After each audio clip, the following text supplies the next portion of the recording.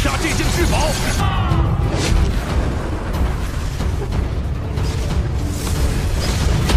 追不上我，倒让我省去了半天飞行时间。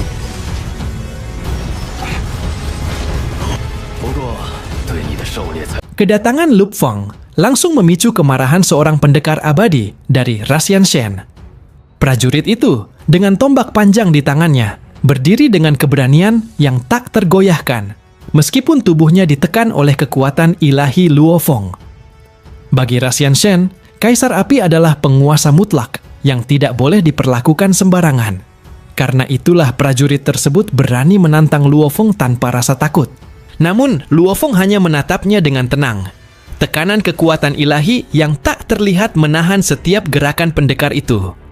Meski demikian, api kemarahan tetap menyala di matanya.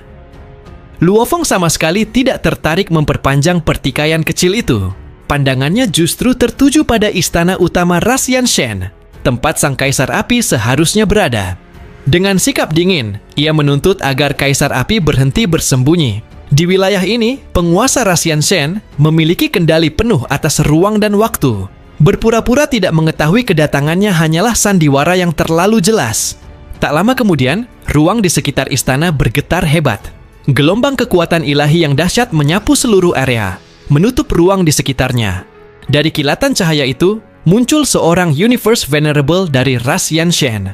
Makhluk bertubuh raksasa, dengan sisik seperti ular, kepala botak, dan satu tanduk tajam di dahinya. Ia memperkenalkan dirinya sebagai Ksatria Deuteron S, utusan yang diperintahkan langsung oleh Kaisar Api untuk menyambut Luo Feng. Begitu mengetahui kedatangan Luo Feng, Ksatria itu segera menutup wilayah tersebut demi melindungi Rasian Shen. Setelah Luo Feng menarik kembali tekanan kekuatan ilahinya, prajurit abadi yang sebelumnya tertekan diperintahkan untuk pergi. Tanpa berani menoleh lagi, prajurit itu segera menghilang dari tempat itu. Ksatria Deuteron S kemudian mengantar Luo Feng menuju kompleks istana besar milik Rasian Shen. Api yang tak berujung mengelilingi istana seperti lautan bara, sementara jalan kosong terbentang lurus menuju bangunan utama. Para prajurit abadi berjajar di kedua sisi jalan dengan sikap hormat. Namun Luo Feng segera menyadari sesuatu yang tidak beres. Ia tidak langsung dibawa menemui Kaisar Api.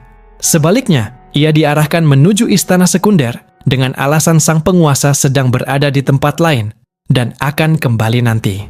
Luo Feng memahami maksud sebenarnya, penundaan. Meskipun begitu, ia tetap mengikuti pengaturan tersebut. Dengan tenang ia memasuki istana sekunder, tempat berbagai hidangan langka dari seluruh alam semesta telah disiapkan. Kemewahan jamuan itu bahkan setara dengan kekayaan seorang kaisar abadi. Namun, Luo Feng sama sekali tidak tertarik pada semua itu. Di dalam hatinya ia telah menebak bahwa Kaisar Api sebenarnya sudah mengetahui kedatangannya sejak lama. Jadi penundaan ini hanyalah permainan kekuasaan. Tujuannya datang sangat jelas, mengambil kembali armor kekuatan, harta karun sejati yang sebenarnya miliknya. Bulan demi bulan terus berlalu. Luo Feng tetap menunggu. Selama lebih dari setahun ia tinggal di istana sekunder itu, bermeditasi dengan tenang sambil menghubungkan kesadarannya dengan alam semesta virtual. Ia tidak menunjukkan kegelisahan sedikit pun. Di tempat yang jauh, Kaisar Api sebenarnya sedang berada di bintang asal, berburu harta karun bersama berbagai makhluk kuat dari ras lain. Namun di dalam hatinya ia memiliki niat lain. Ia sengaja membiarkan Luo Feng menunggu. Bagi Kaisar Api, saudara ketiganya itu hanyalah seorang junior yang terlalu sombong.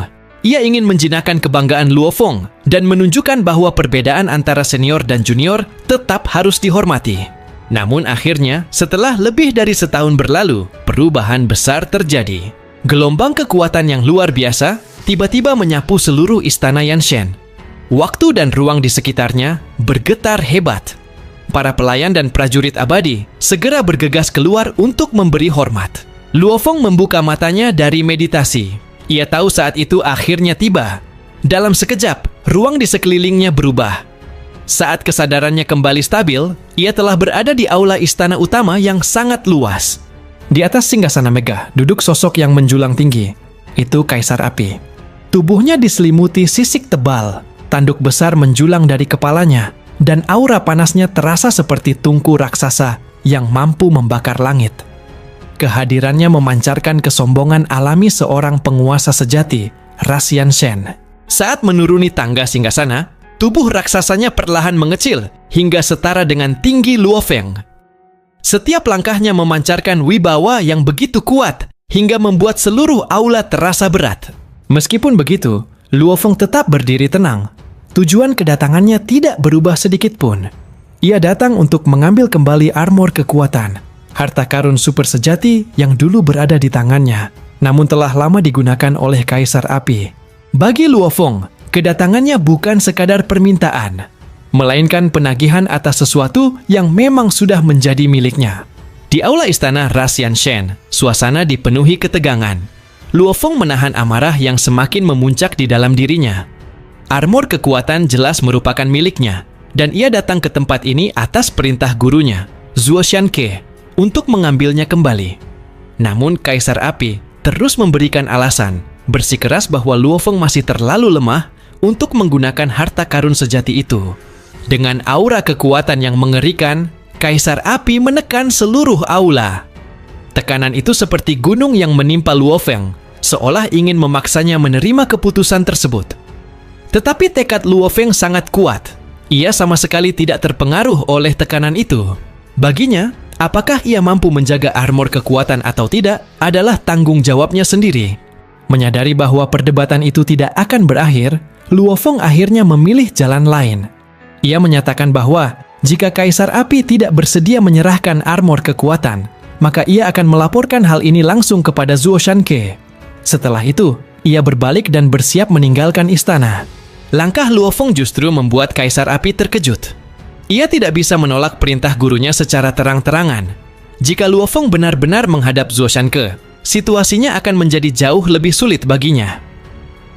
Pada akhirnya, dengan sedikit keengganan, Kaisar Api mengeluarkan armor kekuatan. Baju zirah itu muncul di telapak tangannya, berkilau seperti kristal berlian dengan ukiran kuno yang memancarkan aura luar biasa.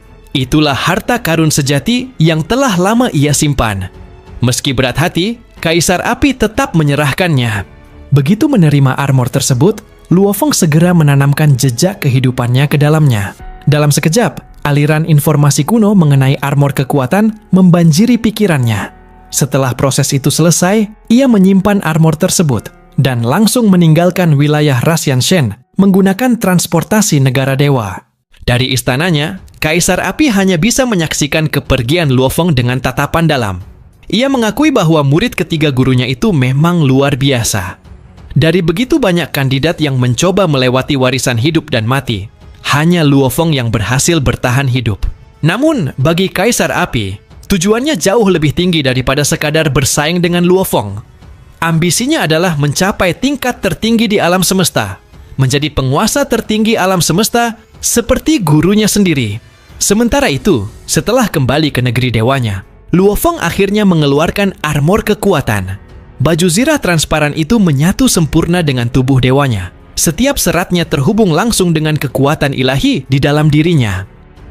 Kekuatan yang luar biasa langsung memenuhi tubuhnya. Luo Feng kemudian memanggil tubuh binatang bertanduk emas miliknya. Dalam sekejap, armor kekuatan berubah menjadi cahaya dan menyatu dengan tubuh raksasa itu. Saat kekuatan armor tersebut berpadu dengan tubuh ilahi, binatang bertanduk emas, aura kekuatan yang jauh lebih dahsyat pun mulai bangkit. Setelah mendapatkan armor kekuatan, Luo Feng langsung merasakan betapa luar biasanya harta karun itu. Dengan kesadarannya, ia masuk ke alam semesta virtual untuk memberitahu gurunya, Ksatria yang sejati, bahwa ia akan segera memasuki bintang asli. Di Pulau Guntur yang luas, beberapa ksatria alam semesta sedang berkumpul di depan istana Ksatria yang sejati sambil minum anggur dan berbincang. Salah satu dari mereka, Guangzhou Knight, sedang menceritakan kabar terbaru tentang kemunculan harta karun sejati tingkat atas bernama layar emas surgawi di salah satu bintang asli. Harta karun itu mampu memungkinkan penggunanya melarikan diri atau menyerang dengan teleportasi saat bertarung. Karena kemunculannya, banyak makhluk kuat masuk ke sebuah istana kuno untuk memperebutkannya. Namun ketika pintu istana terbuka kembali beberapa tahun kemudian, hanya setengah dari mereka yang berhasil keluar hidup-hidup. Saat mereka masih membicarakan kisah itu, Luo Feng tiba. Para ksatria langsung menyadari kedatangannya dan mulai berbincang dengannya. Mereka tahu bahwa Luo Feng berencana memasuki bintang asli, tetapi mereka juga mengingatkan bahwa tempat itu sangat berbahaya. Bahkan banyak ksatria alam semesta senior yang terbunuh di sana. Guangzhou Knight bahkan memperkirakan peluang Luo Feng untuk bertahan hidup mungkin tidak lebih dari 10%. Meskipun begitu, Luo Feng tetap tenang. Ia mengatakan bahwa tujuannya hanyalah mencari pengalaman.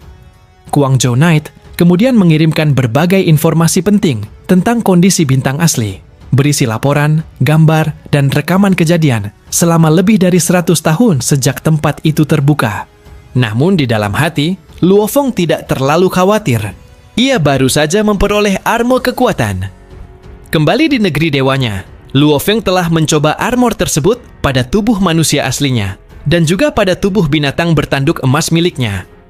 Dari percobaan itu, ia akhirnya benar-benar memahami betapa luar biasanya harta karun ini. Armor kekuatan ternyata berbeda dari kebanyakan harta karun sejati lainnya. Jika kebanyakan harta karun bergantung pada pemahaman hukum alam semesta untuk mengeluarkan kekuatannya, armor kekuatan justru bergantung pada kekuatan tubuh ilahi penggunanya. Semakin kuat tubuh dewa seseorang, semakin besar kekuatan yang dapat dikeluarkan oleh armor tersebut. Armor kekuatan memiliki 3 bentuk utama. Bentuk pertama membutuhkan kekuatan tubuh dewa setara 100 juta kali kekuatan penguasa sektor. Pada tingkat ini, serangan fisik yang diterima dapat dilemahkan hingga hanya 1/1000 dari kekuatan aslinya, sementara serangan jiwa berkurang hingga 1/10. Bentuk kedua membutuhkan kekuatan yang jauh lebih besar, sekitar 100 miliar kali kekuatan penguasa sektor. Dalam bentuk ini, serangan materi bisa dilemahkan hingga hanya 1/10.000, sementara kekuatan penggunanya meningkat drastis. Di istananya di Pulau Guntur, Luo Feng berada di ruang pribadinya sambil mempelajari informasi tentang bintang asli yang diberikan oleh ksatria Guangzhou. Semakin ia membaca, semakin ia menyadari betapa berbahayanya tempat itu. Namun pada saat yang sama, rencananya juga tampak semakin masuk akal. Bintang asli adalah tempat tanpa hukum, di mana hanya kekuatan yang menentukan segalanya. Untungnya, 3 tubuhnya yang lain sudah berada di dekat portal menuju tempat tersebut. Jauh dari wilayah manusia, di ruang angkasa yang dipenuhi badai hidromagnetik, berdiri sesosok makhluk aneh setinggi 40 kaki.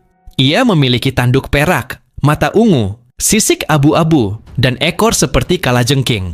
Di bahunya bertengger seekor makhluk kecil dengan sayap dan 5 tanduk di kepalanya. Sebuah binatang bertanduk emas, salah satu dari 12 makhluk puncak di antara binatang angkasa. Sosok raksasa itu sebenarnya adalah Luo Feng yang menggunakan tubuh Mosha untuk berubah wujud menjadi binatang kepompong ungu. Salah satu makhluk buas luar angkasa yang terkenal haus darah. Penyamaran ini begitu sempurna, hingga bahkan gurunya sendiri kemungkinan besar tidak akan mengenalinya. Aura yang dipancarkannya juga berasal dari tubuh samudera terpencil miliknya yang tersembunyi di dalam cincin dunia, sehingga kekuatan yang dirasakan orang lain setara dengan seorang ksatria alam semesta. Sementara itu, kekuatan binatang bertanduk emas miliknya bahkan lebih menakutkan. Setelah puluhan ribu tahun berlatih, tubuh itu telah mencapai tingkat penguatan yang luar biasa melalui teknik dewa dunia dan transformasi dewa binatang. Jika digabungkan dengan teknik bakatnya, kekuatan tubuh tersebut dapat meningkat hingga puluhan kali lipat. Dengan penyamaran ini, Luo Feng dan binatang bertanduk emas tampak seperti 2 makhluk kuat dari aliansi binatang angkasa. Identitas ini sangat cocok karena makhluk dari aliansi tersebut jarang terlibat konflik dan hampir tidak pernah memperebutkan wilayah. Bagi Luo Feng, itu adalah penyamaran yang sempurna. Jika ia memasuki bintang asli dengan identitas manusianya sebagai Kaisar Sungai Pedang, ia pasti akan menjadi target banyak ras yang ingin memburunya. Di kejauhan, terlihat pusaran raksasa berdiameter miliaran mil yang memutar ruang di sekitarnya. Itulah portal menuju bintang asli. Luo Feng melangkah maju dan terbang langsung ke dalam pusaran tersebut. Semakin dalam ia masuk, tekanan ruang semakin besar, hingga akhirnya tubuhnya menghilang di dalam portal. Beberapa saat kemudian, sosok raksasa itu muncul kembali di sisi lain. Di hadapannya terbentang dunia baru. bintang asli. Tekanan di tempat itu sangat mengerikan, jauh lebih kuat daripada tekanan di bintang neutron, atau bahkan neraka es. Setiap bintang asli memiliki diameter sekitar 60 miliar mil, namun ruang di dalamnya sangat padat hingga perjalanan menjadi jauh lebih sulit.